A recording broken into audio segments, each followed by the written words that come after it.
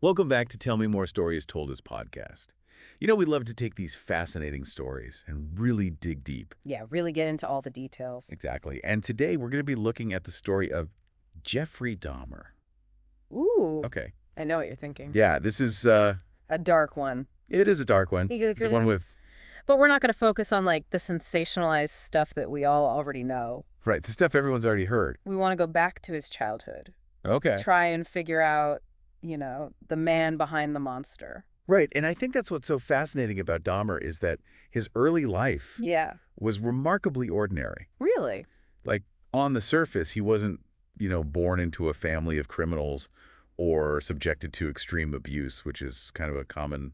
Right, it's like the common misconception about people who commit horrific acts. Exactly. Interesting. So we're looking for clues in, like, a seemingly normal childhood. Right, we're looking for those subtle hints. Right, where do we even begin? Well, one striking detail is Dahmer's early fascination with dead animals. It started innocently enough. His father was a chemist, and he was removing animal bones from under their house. Okay. And young Jeffrey was just captivated by the sound they made. So a little creepy, but I mean, a lot of kids are fascinated by like bones and bugs. Right. I remember collecting insects when I was a kid. Oh, yeah, me too, for sure. But Dahmer's interest went beyond simple curiosity. Okay. He began collecting animal carcasses, roadkill, anything he could find. Oh, wow. He'd dissect them, meticulously studying their anatomy. Okay, so like morbid curiosity, or was this an early red flag? It hard to say for certain, Yeah. but, it's a detail that takes on a chilling significance. Right. In retrospect. Yeah, exactly. Another event that might have been a turning point was a double hernia surgery Dahmer had at age 4. A double hernia at age 4? Yeah. That sounds pretty traumatic. It was, and it seemed to coincide with a change in his demeanor. Before the surgery, he was described as energetic and outgoing, but afterwards he became noticeably more subdued and withdrawn. Do you think that experience could have contributed to his social awkwardness later on? It's certainly possible. Yeah. Trauma, even at a young age, can have a profound impact on development, especially social development. Right. And we know that Dahmer struggled to form meaningful connections with people. Throughout his life. Yeah. So we've got the fascination with dead animals, potentially traumatic surgery, Right. emerging social isolation. Uh-huh. What else do we know about his childhood? Well, the family dynamics were definitely troubled. Okay. His mother suffered from mental health issues, including hypochondria and depression. Oh, wow. His father was often absent due to work and studies. Okay. There was constant tension and arguing in the home. So that paints a picture of a pretty unstable environment for a young child. Right. Do we know if Dahmer ever talked about his childhood? There are accounts of him mentioning feeling neglected and isolated as a child. He also alluded to witnessing his parents' volatile relationship, which likely caused him considerable emotional distress. Right, like we're starting to see pieces of a puzzle coming together. Yeah. But we're still missing the big picture. We are. Were there any other significant events during his childhood that might shed light on his later behavior? Well, around the time of his parents' divorce, when he was about 14, Okay. his interest in dead animals took on a more sinister dimension. Uh-oh.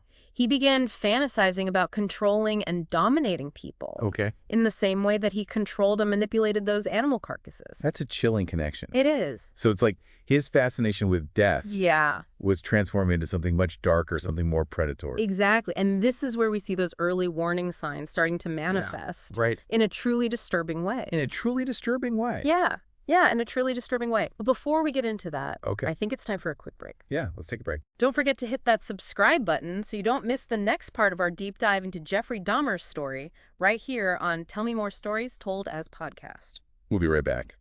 All right, so we left off with Dahmer's teenage years and... these increasingly disturbing fantasies. Right. This is where we see a significant escalation in his behavior. Okay. Dahmer started experimenting with alcohol, and his social isolation got worse. Right. He also discovered his sexuality, which, for various reasons, brought him a lot of internal conflict. Right. So there were a lot of tumultuous changes happening all at once. Yeah. How did all of this contribute to like the emergence of his darker urges? Well, adolescence is a vulnerable time for anyone. Sure. But for Dahmer, who was already struggling with all these underlying issues, this seems to have been like a perfect storm. Oh, yeah. The alcohol abuse, the social isolation, the internal conflicts about his sexuality, Right. all of these things likely fueled his feelings of powerlessness and his need for control. And those fantasies about controlling people, they began to intensify, didn't they? Yeah, they became more vivid, more Yeah. frequent. He would later recount, specific fantasies Right. about picking up a hitchhiker, rendering him unconscious, and essentially using his body as she pleased. Ugh, that's Awful. He even went so far as to hide in the bushes with a baseball bat, waiting to attack a jogger that he found attractive. terrifying. Yeah. It's like he was mentally rehearsing Yeah. for these horrific acts he would later commit. It's a chilling thought, isn't it? Yeah. And sadly, those fantasies didn't remain confined to his imagination for long. Okay. Shortly after graduating high school in the summer of 1978, Dahmer committed his first murder. So his first victim was Stephen Mark Hicks, Right. an 18-year-old hitchhiker. Yeah. It seems almost random, like this chance encounter that ended in tragedy. Random, perhaps, but also a fulfillment of the fantasies that had been brewing in his mind. For months. Yeah, for months, he lured Hicks back to his parents' house with the promise of beer. Okay. They talked to, listened to music, and then Dahmer bludgeoned Hicks with a dumbbell. It's hard to even fathom what happened after that. Yeah. Did he panic? He did try to cover it up, Okay. but in a way that was incredibly methodical, Oh, wow. almost detached. Okay. He strangled Hicks with the bar from the dumbbell, stripped him naked, Oh, my God. and he explored the body before masturbating over the corpse. This is so gruesome. It is. It's hard to believe this was his first time. It's shocking, isn't it? Yeah. Later, he dissected the body in the basement, Oh, God. buried the remains, but then dug them up weeks later, dissolved the flesh in acid, and scattered the bones. So he was trying to, like, completely erase any trace of Hicks's existence. Yeah, And he succeeded for a time, at least. he did. No one knew what happened to Stephen Hicks for years. Right. But this was just the beginning of Dahmer's descent into darkness, wasn't it? It was, and understanding what happened next, how he was able to continue down this path, requires us to look at the choices he made, the environments he found himself in, Right. and the psychological factors that may have contributed to his escalating behavior. So after getting away with murder, what does Dahmer do next? Well, believe it or not, he goes to college. Yeah, Ohio State University, to be exact. Really? Mm-hmm. Did he even attempt to fit into, like, quote-unquote normal life? He tried, but it didn't last long. Okay. His alcohol abuse intensified, his grades plummeted, and he dropped out after just 3 months.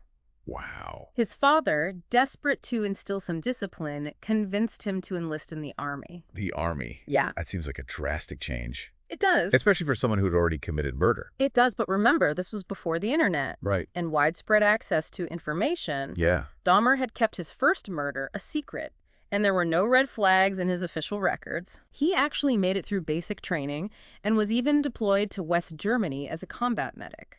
So he was handling medical supplies, treating wounded soldiers, Yeah. all while carrying this horrific secret. It's a chilling juxtaposition. It is, and his time in the Army wasn't without its troubles. Right. He continued to struggle with alcohol, Okay. and his superiors eventually deemed him unsuitable for service. Okay. He was discharged and ended up back in Ohio living with his father and stepmother. Back to the scene of his first crime. Yeah. Was that really the best environment for someone? It wasn't ideal. Clearly battling inner demons. No, it wasn't. His drinking continued. Okay. He got arrested for drunk and disorderly conduct. And his relationship with his father became increasingly strained. Right. Eventually, they decided it would be best for him to live with his grandmother Okay. in West Allis, Wisconsin. His grandmother. Yeah. That seems like a rather sudden shift. It was, but she was the only person he seemed to have any genuine affection for. They hoped that a change of scenery and her influence might provide some stability. And did living with his grandmother curb his darker impulses? For a while, things seemed to stabilize. Okay. He went to church with her, helped with chores around the house, even got a job as a phlebotomist at a blood plasma center. Wow. So he was like blending in to normal society. He was keeping up appearances. Yeah. But this period of relative calm wouldn't last. Uh-oh. Beneath the surface, those darker urges were still simmering. So even with this seemingly normal life Right. at his grandmother's grandmother, the darkness was still a part of him. It was. What were some of the signs that it was starting to take over again? Those darker urges were definitely still there, lurking beneath the surface. So what were some of the signs that it was starting to take over again? Well, there were a few incidents that hinted at his escalating inner turmoil. Okay. He was arrested for indecent exposure, Okay. and his interest in the macabre continued to grow. He even developed this disturbing plan to steal a freshly buried corpse from a funeral. He was going to rob a grave.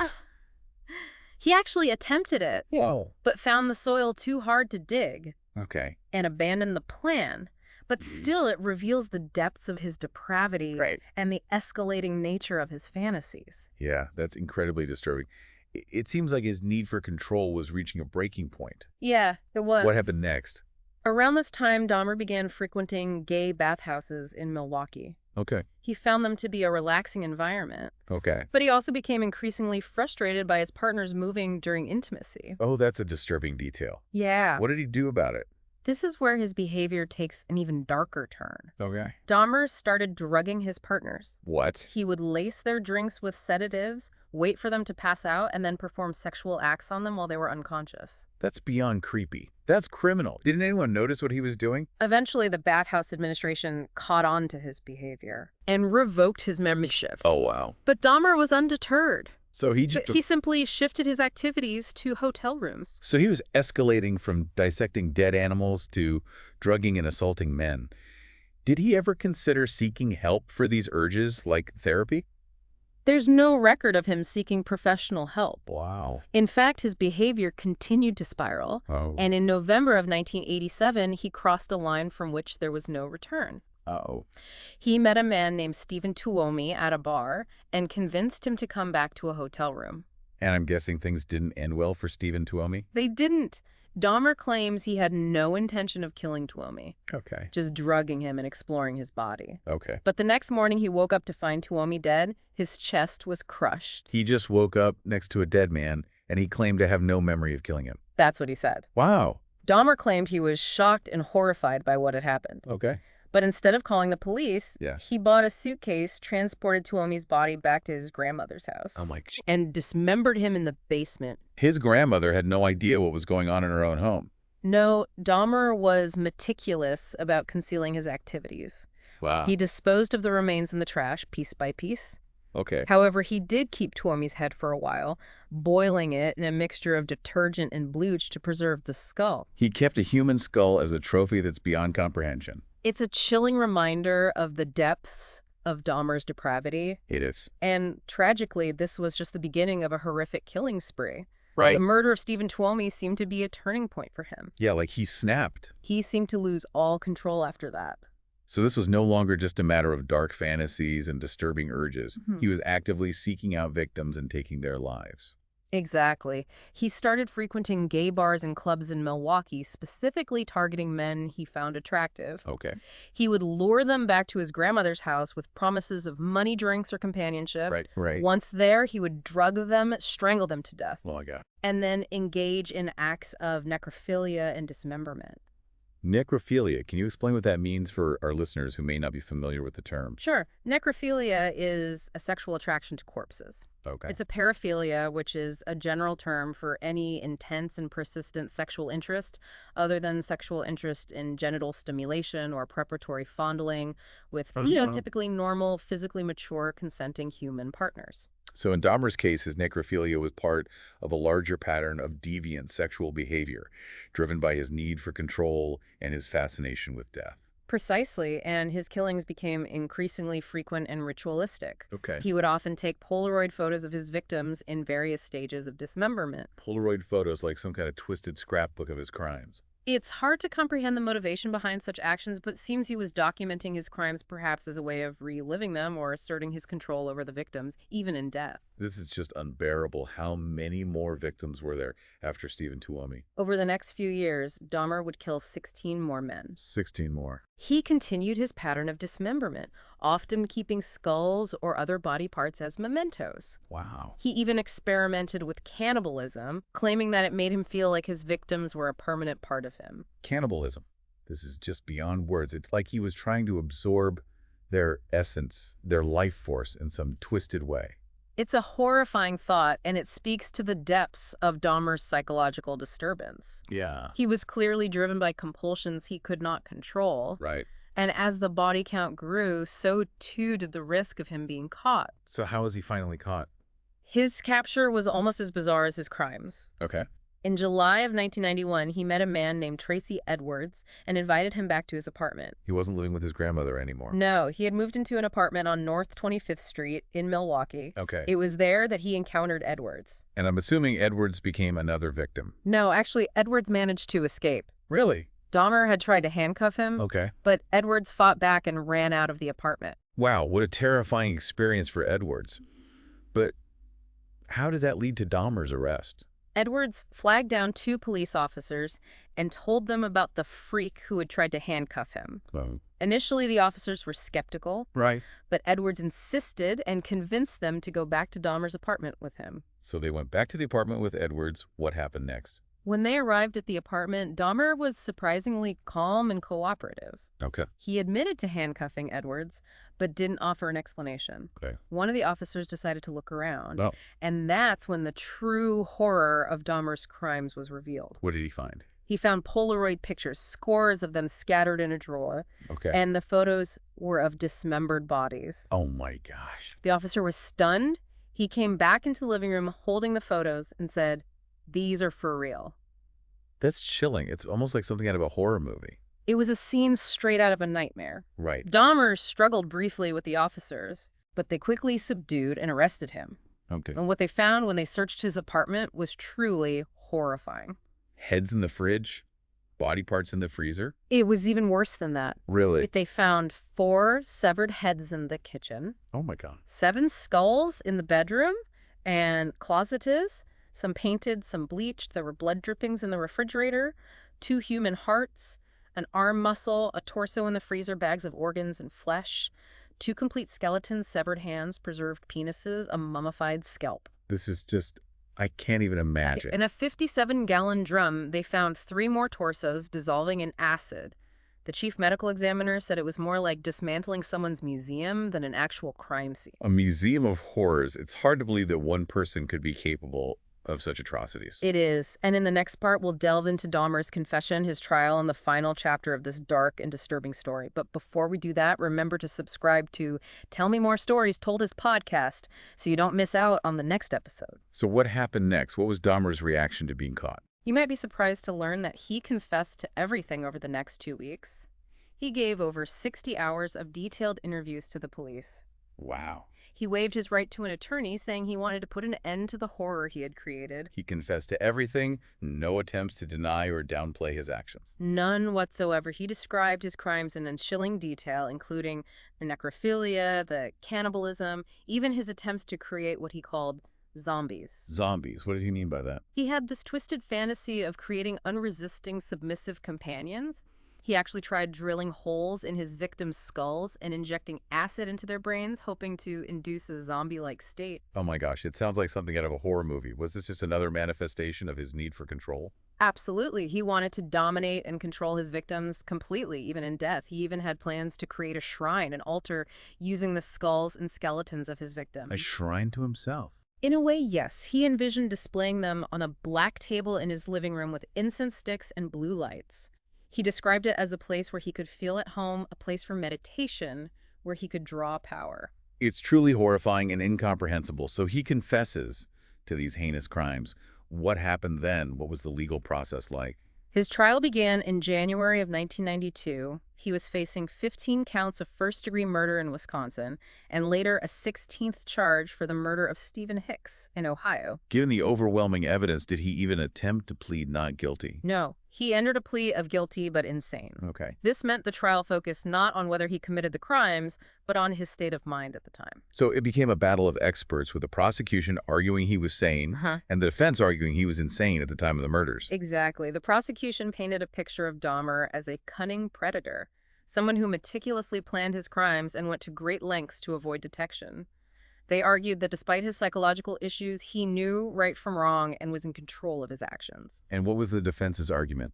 The defense focused on Dahmer's severe mental illness, presenting expert testimony about his necrophilia, his borderline personality disorder, and other psychological issues, they argued that he was driven by uncontrollable urges, making him incapable of conforming his conduct to the law. So it was up to the jury to decide whether Dahmer was legally insane at the time of the murders. What was their verdict? After 2 weeks of testimony and deliberation, the jury found Dahmer sane on all 15 counts.